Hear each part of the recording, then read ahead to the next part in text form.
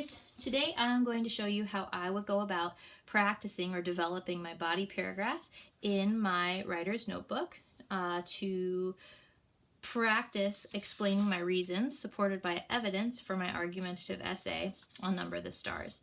I'm going to have a couple things in front of me to help me. I need my writer's notebook. I'm going to have my Post-it that has my box and bullets that I have chose to turn into my argumentative essay. I have the little sentence stem cheat sheet that I picked up in the informative writing unit. It has sentence stems for introducing the evidence and body paragraphs. I marked those stems with the I, and it has the sentence stems for starting the analysis, where I'm explaining my evidence. So I'm going to mark that one with an A. I have this transitions worksheet that I picked up from the front of class. A lot of students forgot to put transitions in their informative performance tasks, so I really want to make sure that I practice getting those into my body paragraphs today. I have the argumentative mentor text in front of me, so if I get stuck on any spot where I need to start, I can take a look and see how that sounded. I actually couldn't find mine, so I borrowed Isaiah's, which was left in my classroom. And lastly, I have the evidence that I found earlier. Yours is going to be on a page in your notebook. I just wrote mine here to make it easier for me to show you how I'm working through my paragraphs today.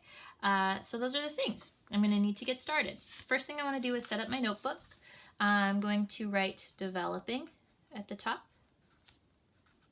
in the corner and put a box around it so I know that this is the stage of the writing process I'm in. And the skill I am practicing today is how to write a body paragraph in the same structure as I saw in the mentor text. Some things to remember: I'm going to use my bullet points to determine what each of my body paragraphs is going to be about.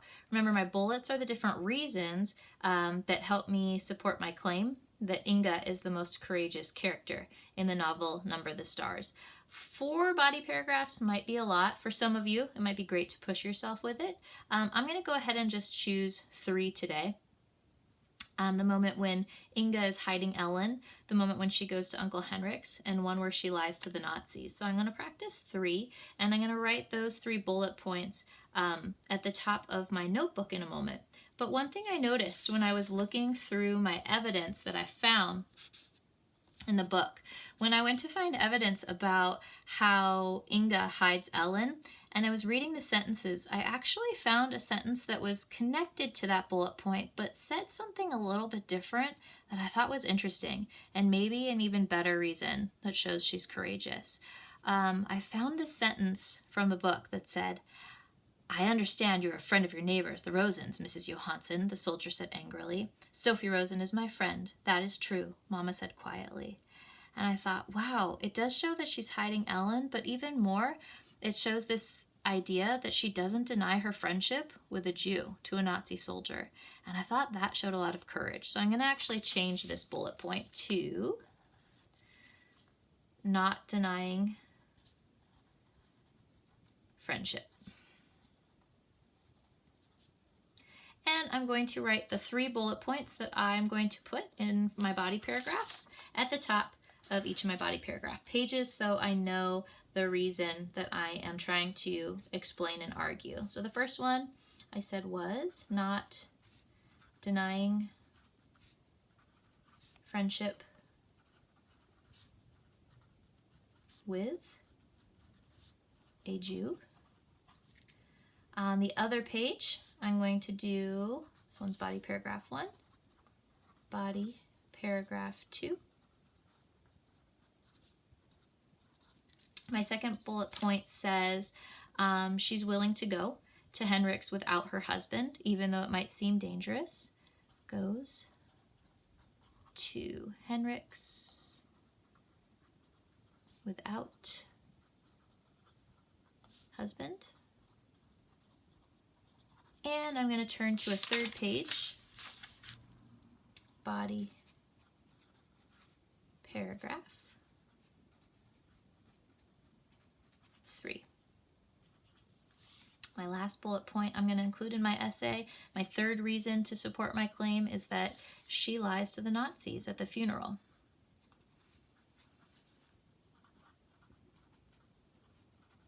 I'm going to put funeral in quotation marks because we know it wasn't a real funeral. All right, so now I know what each of the three reasons is that I'm explaining, and I need to set it up in the right order. If I take a look at the mentor text, I will be reminded that the body paragraph starts with a topic sentence. Then we have evidence. There's also one of those phrases and a little bit of background information to introduce that evidence. And then in purple, I hear and see that analysis where the author is taking a moment to explain and argue how the evidence supports their claim. Okay, so I need to start with my topic sentences. So I'm going to write a T off to the side of each of these.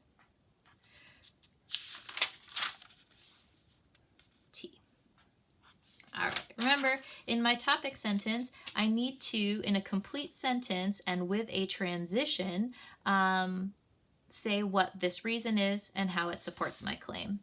I'm going to look at the mentor text one more time to see what type of a transition they used to start their topic sentence. And it looks like they use this phrase, transition to begin, and there's a comma after it. To begin, students should get paid for good grades because it increases student motivation. All right, so I'm going to use that as my model. I'm going to indent since it's the beginning of a new paragraph. To begin. And if I think about it, the mentor text uses this transition to begin because this is the first reason I'm arguing in support of my claim. So, to begin, I have to come up with a way to say that Mrs. Johansson is courageous because she doesn't deny this friendship. So, to begin, Mrs. Johansson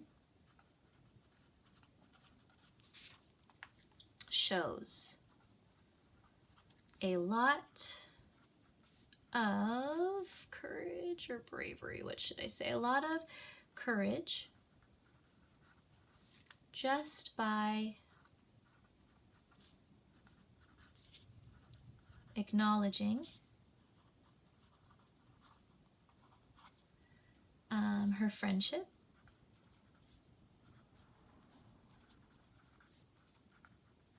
with the Rosens. Okay, that's my first topic sentence for my first body paragraph. Now I want to see if I can come up with a topic sentence for my second body paragraph. It's introducing my second reason to support my claim, which is that Inga is courageous because she goes to Henrik's without her husband. I'm going to take a look at the mentor text and see if they used any transitions to begin theirs. And I see in the second body paragraph, to introduce their second reason, they use this transition word additionally. I'm just going to copy that because I think that sounds good. I'm going to indent again because a topic sentence is the beginning of a new paragraph. Additionally, and when we have a transition at the beginning of a sentence, we have to follow it with a comma. So, additionally, Inga courageously volunteers to take the girls to Uncle Henrik's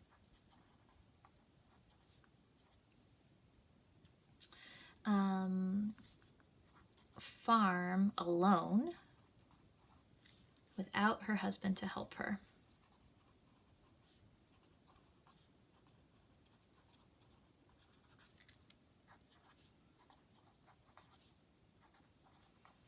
All right, and that sounds pretty good. I need one more topic sentence. There isn't a third body paragraph in the mentor text, so I got to kind of figure this one out on my own, what transition I might use to begin it. I'm going to take a look and see the sequence thing. I know this is going to be my last body paragraph, so I could maybe use a transition like last or finally. I think I'm going to use finally to show that this is my last reason. Again, I'm going to indent finally. My bullet point is that she was lying to the Nazis, so Mrs. Johansson demonstrates she is the most courageous character in the novel when she lies to Nazi officers.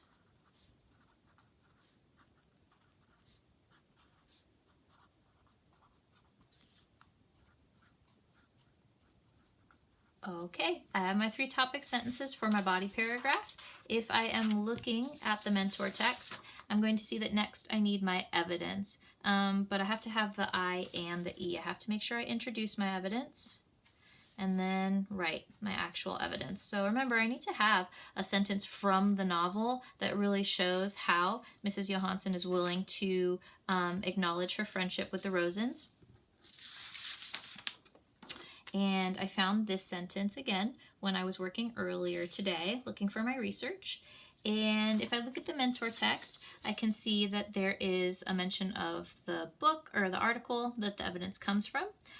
Since we're working with literature, what you will find is that you have to give the reader a little bit more background information on what was happening in the scene that this quotation comes from. If you don't do that, they might be a little bit confused as to what your quote is referring to. So I'm going to use a transition to guide the reader into my quote. I'm going to use, for example,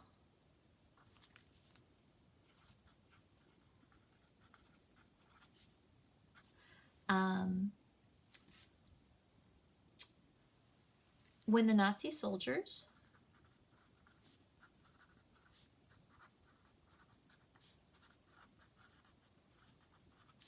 came looking for Jewish people to relocate,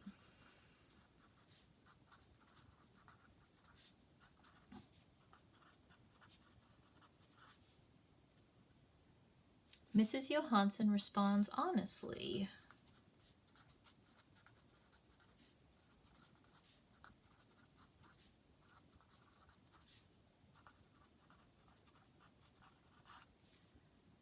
Period.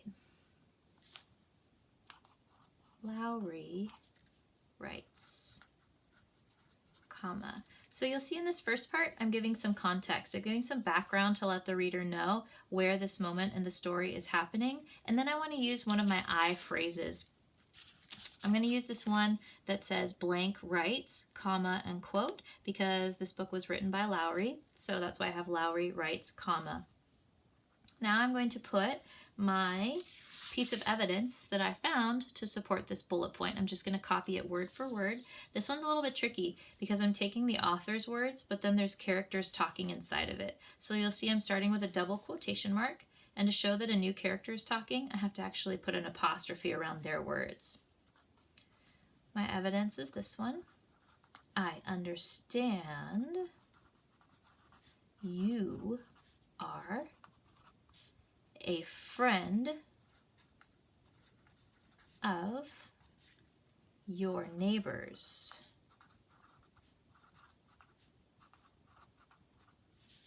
The Rosens.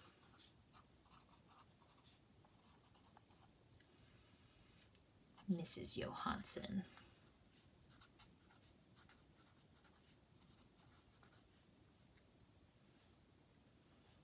Comma, his words end there, so I'm going to use an apostrophe to end his words, and then it says, the soldier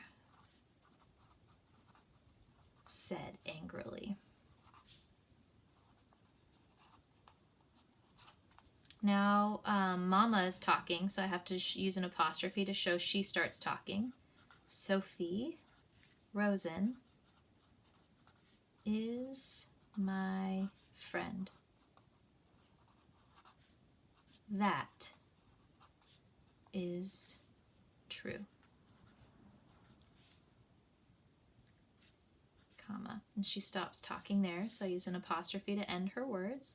Mama said quietly. And Lois Lowry's words end there, so I'm going to put double quotation marks here.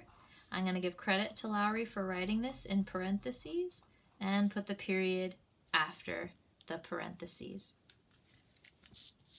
All right, now I'm going to try to do the I and the E for my other body paragraphs. Just for timing purposes, I'm only going to do my first and my second for you.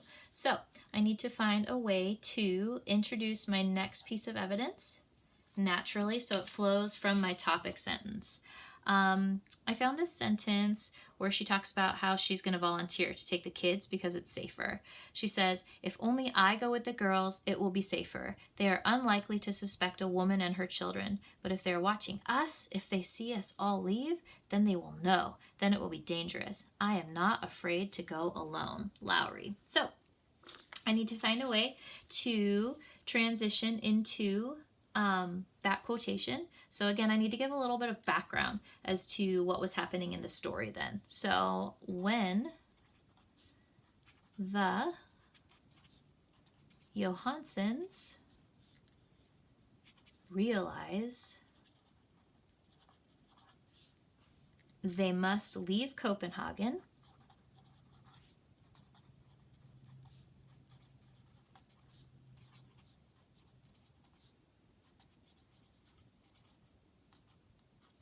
Mrs. Johansen declares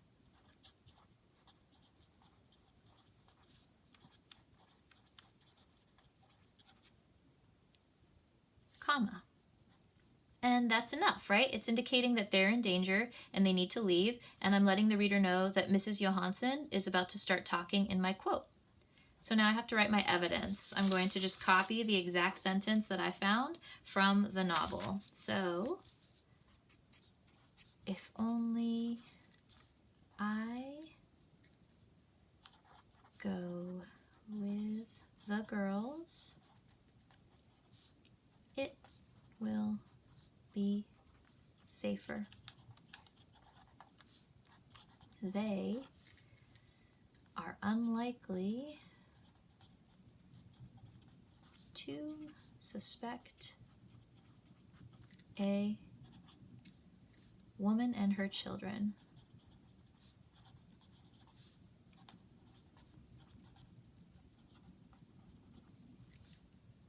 But if they are watching us,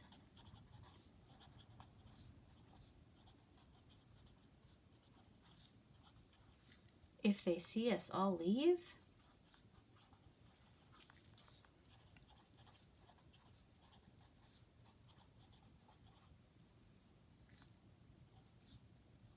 then they will be, then they will know. Then it will be dangerous.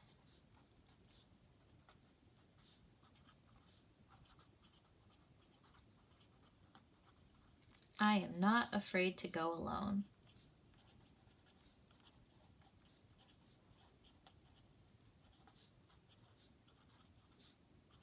Again, these are Lois Lowry's words. She wrote them, so I have to give her credit. In parentheses at the end, my period goes after my parenthetical citation right here. All right, to save time, I'm going to skip my third body paragraph. You can go ahead and take a moment. If you haven't filled in your evidence yet, you are going to write your I and your E, okay? Use a phrase, perhaps give a little bit of background about what's happening in the story before your piece of evidence, and use one of the context phrases to connect your words to the evidence that you found from the book. All right. When you finish, you'll notice that at the end of your evidence comes the analysis. You have to explain how your evidence you found argues and supports the idea that your claim is valid or strong or better. So I'm going to put my A so I remember that I have my analysis. I'm going to do it on both sides. So coming back to my bullet point that Mrs. Johansson shows courage by acknowledging her friendship. I want to really zoom in on some of these key words, the things she did and said in here that sound really courageous. And in case I get stuck, I'm going to use one of these sentence stems to really help me out. I like the one that says, this quote highlights. So I want to say, this quote highlights Mrs. Johansson's bravery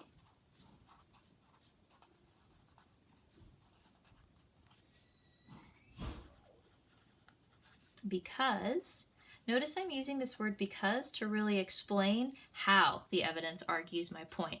It's really important to emphasize the because or the why. Her actions show that she's being brave. So this quote highlights Mrs. Johansson's bravery because she stays true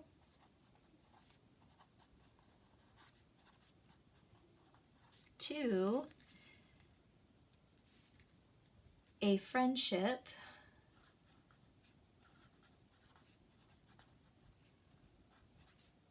that at the time was very dangerous. And I kind of want to throw in an emotional appeal here, make the reader feel something. So let's see, if she had told the wrong soldier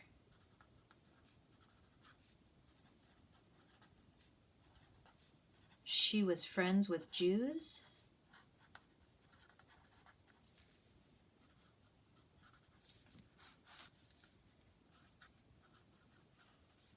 she could have been arrested. Right? It shows that it takes a lot of courage for her. She could have been put in a really dangerous position just by admitting she was friends with these people, but she really respects their integrity and who they are, and she wants to show that to these people. All right, now my A, and for my other body paragraph, I need to argue how Inga volunteering to take the girls to Uncle Henrik's, how my evidence about her saying she's not afraid to go alone, how that shows that she's courageous. So again, I'm going to pick one of my analysis sentence stems to make sure I am doing a type of analysis. I'm going to use a little bit different one. I like the ones this demonstrates or this reveals. I'm going to do this illustrates though to mix it up a little bit. So this illustrates Inga's bravery because, again, notice how I'm adding this word because to explain the why, like what in the exact evidence I found in the story really shows her courage. This illustrates Inga's bravery because she is willing to take independent risks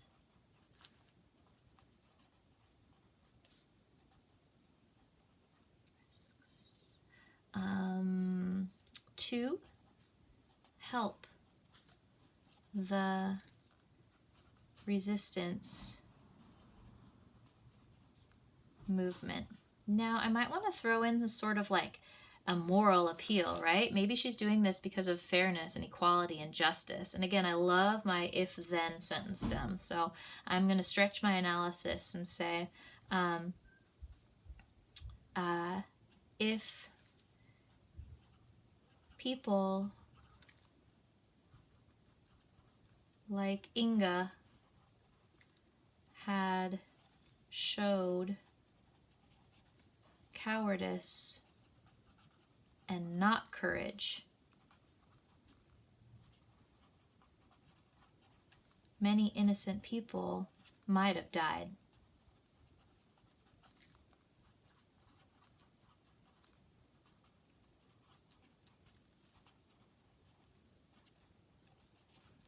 All right, And now it's your turn to take a moment, pick one of your analysis sentence stems, and start to argue. How does the words, the sentences, or evidence you found from the story really show or illustrate how the character you chose is the most courageous or the most cowardly character? If you did 3 body paragraphs, make sure that you finish all 3. I know I didn't, but you need to. And I will be checking these body paragraphs for the TIENA in the next class period so that you will be ready to take them into drafting day. Good luck, Otters!